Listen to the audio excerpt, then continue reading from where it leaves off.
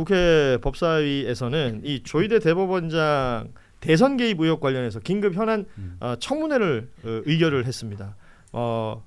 역시나 이제 국민의힘 의원들은 퇴장을 했고 민주당과 조국혁신당 의원들이 의결을 했는데 일정은 지금 30일 오전 10시에 이 청문회가 예정이 돼 있습니다. 여기에 바로 국민의힘에서는 이제 송원석 원내대표가 대한민국 삼권 분립의 사망일이고 국회 사망일로 역사에 기록될 것이다. 이런 비판을 내놓기도 했습니다. 지금 증인으로 거론되는 인물이 조희대 대법원장뿐만 아니라 오경미, 이훈구, 이수견, 박영재 대법관들이 있고요. 한덕수 전 총리, 지규현 판사, 천대엽 법원 행정처장, 그리고 오민석 서울중앙지법 이 법원장 이렇게 다 증인으로 지금 청구돼 있고 참고인은 뭐 김주옥 중앙지법 부장판사, 노행남 부산지법 부장판사, 한인섭 변호사, 그리고 정규재 씨 언론인이죠. 그리고 김선택 교수 등이 참고인으로 지금 얘기가 되고 있는데 결국은 조희대 대법원장이 나올까? 이 부분인데요. 안 나오겠죠. 예, 이게 안 나온다고 해서 뭐 강제 조항이 있는 건 아니잖아요. 뭐 저기 그 동행명령 내릴 수가 있지만 그것도 안 따른다면 그렇게까지는 안 하겠죠. 그러니까 조희대 대법원장이 앞서 말했던 그 굉장히 정광석화처럼 치러냈던 그 파기환송의 과정, 전원합의체의 과정을 지금 청문회 하겠다는 거 아닙니까? 사실 그건 지금 안 나올 것을 다 같이 우리가 지금 거의 다 만장일치로 얘기하는 것 하잖아요. 같은데. 예. 이거 자체가 뭐 송원석 원내대표가 국회 사망일이라고 상권분립이 망했다라고 얘기를 하는데 아니요. 이런 상황이 사실 상권분립이 망한 거예요. 상권분립이 이루어지지 않고 있는 거예요. 아까 저희 일부에서 처음 시작했던 게 특정 종교 단체에 대해서는 왜 언론도 검찰도 그동안에 관행적으로 제대로 대응을 못 해왔느냐라는 그런 얘기를 했었지만 아니 대법원장이 아니라 누구라고 할지라도 입법, 행정, 사법이 있으면 그 정치인들이 뭐 행정을 담당하거나 뭐 대통령이 지금 특권이 있다고 하지만 나머지 그 국회의원들이 선거에서 뭐 당선이 됐다고 해서 법적으로 문제가 있으면 재판 안 받나요? 아니잖아요. 그건 견제 장치로 둔 거거든요. 이 국회 청문회라는 것도 마찬가지예요.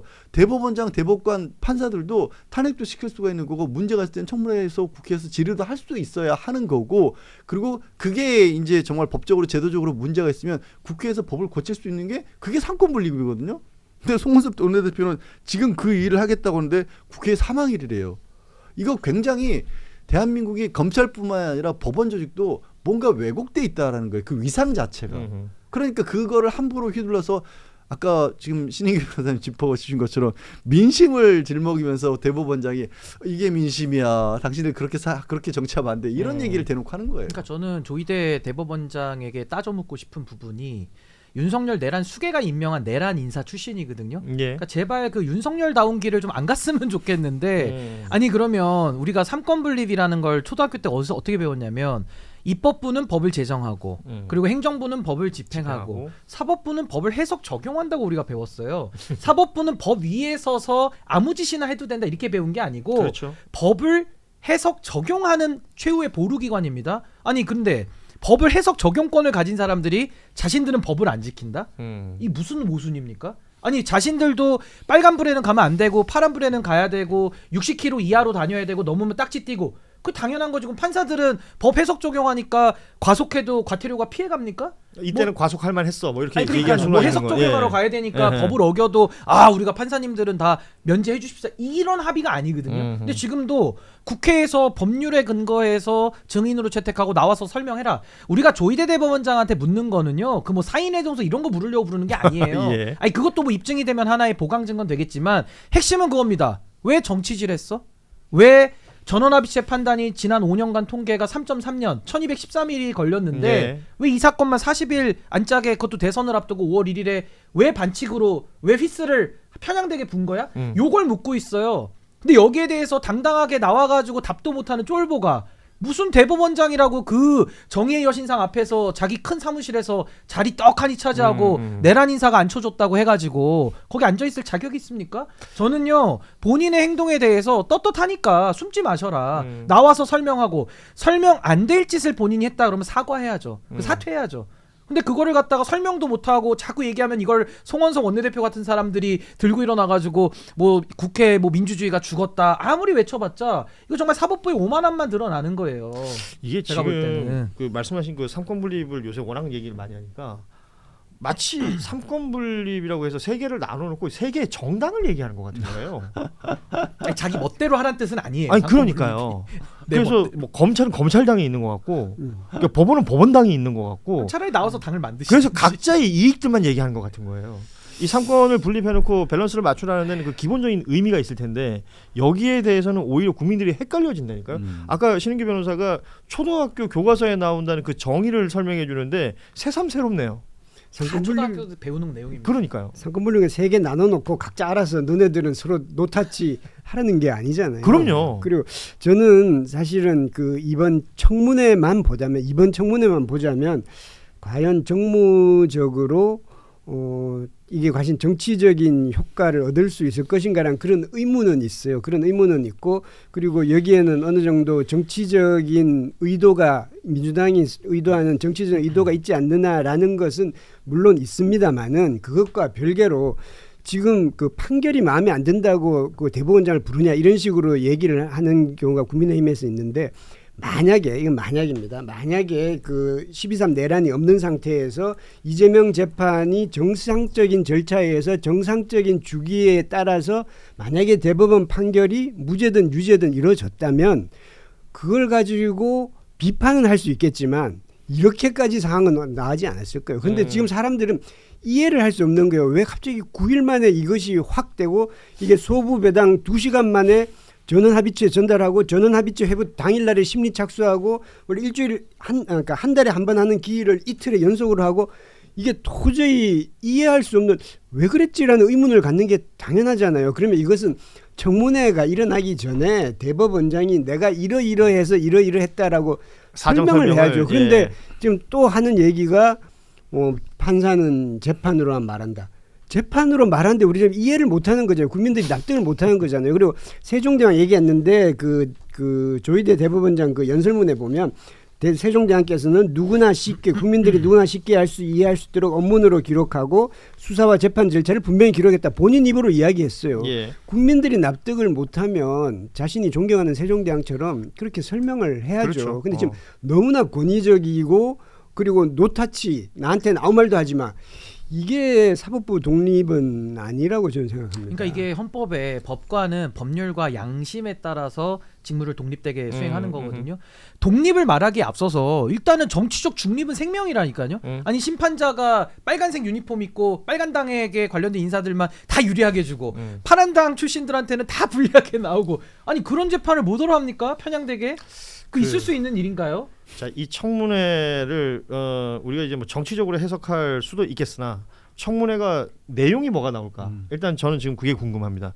그리고 나온다는 증인이 지금 그 지정이 된 증인들이 다 나올지도 지금 궁금하고 이 내용은 요즘에서 마무리하고요. 근데 저 하나만 제가 보강하면 전 이게 좀 아쉬움은 있어요. 지금 뭐 김병기 원내대표나 지도부에서는 조금 법사위가 과속을 한 거 아니냐 이렇게 좀 이견을 노출시키고 있어서 이런 부분이 좀 우려스러운 부분인데 저는 이게 법사위에서 청문회에서 될 일인가 싶어요. 왜냐하면 대법원장을 상대하는데 법사위에서 이걸 갖다 한다? 저는 우원식 의장이 나서셔야 된다고 봅니다. 이건 국회의장이 책임을 지고 국정조사를 해야 돼요. 국정조사를 해서 이 사안의 중대성을 국회가 인식하고 있다라는 것을 보여줘야 되는데 이걸 그냥 법사위 차원에서 청문회 해가지고 뭐 나오라 그러고 안 나오면 그만이고 뭐 그냥 국회의원들끼리 막 얘기하고 여론이 된다?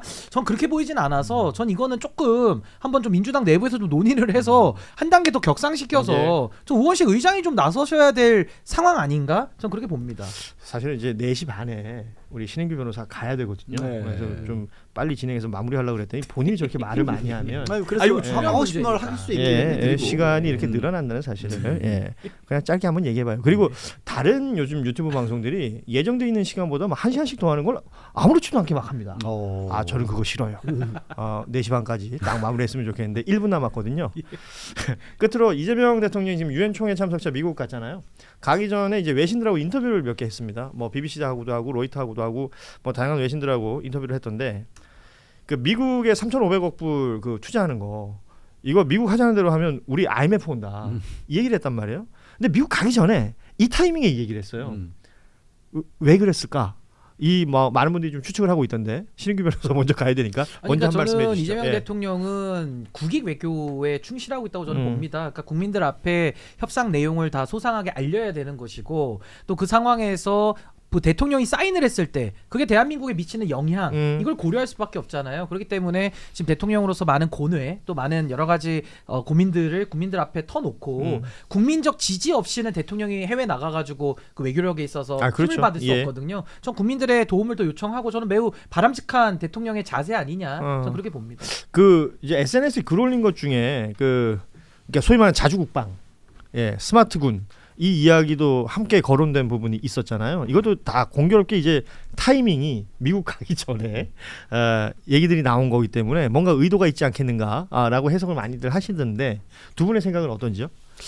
이게 자주국방 거론한 게 결국은 이제 미국은 무기가 많잖아요. 이게 뭐 관세 협상 뭐 이것뿐만 아니라 이제 주한미군도 있지 뭐 여러 가지 있으니까 이 협상에 대한 무기가 그렇죠. 협상에 대한 미국의 무기가 많으니까 거기에 대해서 이제 그 이재명 대통령이 자주국방을 거론하면서 이제 우리도 우리 스스로를 지킬 수 있다라는 그 얘기를 하는 거겠죠. 물론 또 이제 일부 보수 진영에서는 이런 식으로 나가면 안 된다라고 또 주장을 하는데 대통령으로서는 대통령이 자주국방을 얘기하는 건 너무 당연한 지극히 당연한 것이다. 당연한 거고 지금 3,500억 달러 투자도 사실 이미 많이 나온 얘기지만 한국이 이렇게 할 만한 여력이 이렇게 단숨에 이렇게 투자할 만한 여력이 없습니다. 외환 보유고의 80%에 되는 거 지금 이렇게 되면 환율 원달러 환율이 당장 2,000원 넘을 겁니다. 그렇겠죠. 지금도 어제 오늘 거의 1,400원에 육박하는데 이것도 지금 현재 이런 얘기들이 자꾸 3,500달러 투자 얘기가 나오니까 지금 환 시장이 불안한 거죠. 지금 그런 걸 감안하면 이 문제를 어떤 식으로든 빨리 매듭을 지어야 될 텐데 참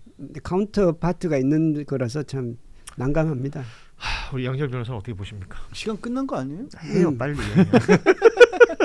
아니 그래요. 저는 뭐 두 가지 정도 생각이 드는데 사실 지금 뭐 국제적으로는 제2의 냉전이라는 말이 돌 정도로 굉장히 지금 서로 견제하고 갈등이 심하고 있는 상황이잖아요. 미국 내 갈등도 굉장히 그렇죠. 심하고 예. 그래서 이 상황에서 누군가에게 일방적으로 의존하게 될 경우에 대한민국이 한반도라는 지형적인 위치도 그렇고 어마어마하게 큰 위기에 놓일 수도 있습니다. 이용당할 수도 있어요. 사실 예. 우리가 지금 겪고 있는 분단이라고 하면 또 그 지경에서 발생한 것인데 그걸 또 겪을 수 없다라는 얘기가 하나 들어가 있는 것이고 두 번째로는 이제 그때 이 만약에 서명했으면 탄핵당했다 이런 얘기가 같이 사실 하신 거잖아요. 그 비슷한 시기에 그렇죠. 처음에 관세 협정할 때 광우병 파동 때 국민들이 시위하고 이런 모습도 보여줬다라는 거 아니에요. 그러니까 대한민국 국내 정치의 현황이라는 게 그걸 받아들일 수 있는 상황이 아니다라는 걸 미국 측에 전달하는 거 더하기 이 사실 저는 지금 저 트럼프 행정부에서 대한민국이라는 나라에 대해서 제대로 정확하게 파악하고 있는 강요들이 얼마나 있을까 싶어요. 그냥 마음대로 해도 되는 나라 아니면 그냥 트럼프 대통령처럼 돈이나 뭐 이렇게 뜯을 수 있는 그런 정도의 나라로 생각하고 있다라면 이제 대한민국의 경제 규모도 그렇고 당신네들 입장에서 우리나라가 잘 되지 않으면 당신네들한테 좋을 거 하나도 없어라는 메시지. 그러니까 사실 이거 굉장히 중요한 게 그 이미 이전에도 90년대에도 북한과의 그 갈등이 굉장히 증폭돼 있었을 때 어떤 무력을 동원할 가능성이 있다라는 보고서들이 이렇게 미국 내에서도 준비했었던 게 있는데 그때 그걸 막을 수 있었던 게 이제는 대한민국이라는 경제적인 규모가 미국 입장에서 봤을 때도 한반도의 평화를 유지하는 게 도움이 된다는 그렇죠. 그게 가장 이걸 막았던 논리라는 거예요. 지금 훨씬 더 커졌잖아요. 근데도 트럼프 행정부가 그걸 제대로 모르고 있는 것 같으니까 야 우리 망하면 니네도 좋을 거 하나도 없어 라는 말씀까지 섞은 게 아닌가 싶어요. 그 지금 이제 통상 관련해서 협상을 하는 그 강요들 이야기를 들어보면 미국이 예전의 미국이 아닌 것 같다. 뭔가 많이 달라졌다. 조현 외교장관이 그런 말했죠. 얘기를 하고 있습니다. 안젤리나 졸리도 그랬어요. 지금 헐크도 지금 여기가 미국이라고 뭐 이런 얘기를 하고 있는데 이 상황을 아까 말씀하신 것처럼 이제 카운터파트가 있는 상황에서 협상을 해야 되는 것이기 때문에 어떻게 슬기롭게 좀 헤쳐나가야 되느냐. 이게 이제 국민적인 지지나 국민적인 어떤 하나 돼 있는 목소리가 없으면 대통령은 오히려 힘 빠질 거 아니에요. 그 부분에 대한 이제 좀 선제적인 발언들을 한 것이 아닌가라는 해석들도 지금 동시에 나오고 있는 것 같습니다. 일단 뭐 유엔 총회 기조연설 그리고 안보리 의장국으로서의 또 이 뭐 공개 토의 주재를 한다라는 내용들 뭐 이런 내용들이 있고 오늘은 보니까 굉장히 큰 사모펀드하고 이제 AI 관련된 투자 협정도 맺고 그랬더라고요. 뭐 물론 MOU라고 나와 있긴 하던데 뭐 여러 가지 일들이 지금 진행이 되고 있습니다. 국내 사정이 워낙 복잡다단하고 뉴스가 많아서 밖에서 벌어지는 일들이 좀 덜 전해지는 것 같긴 한데 저희가 이제 꼼꼼하게 챙겨서 전해드리도록 하겠습니다. 자, 뉴스다이브 오늘 준비한 이야기는 이렇게 마무리하겠습니다. 사실 뉴스는 더 많아요. 하지만 더 길게 하고 싶지 않습니다. 여러분에게 깔끔한 오후 시간을 마련해 드리고 싶습니다. 이게 좋네. 제가 일찍 퇴근하려고 그럴 건 아닌 것 같고. 네. 자, 함께해 주신 우리 권태일 실장 그리고 양재열 변호사하고도 함께 여기서 인사 나누겠습니다. 자, 저희는 내일 오후 3시 30분에 다시 찾아뵙겠습니다. 여러분 고맙습니다. 네, 고맙습니다. 감사합니다.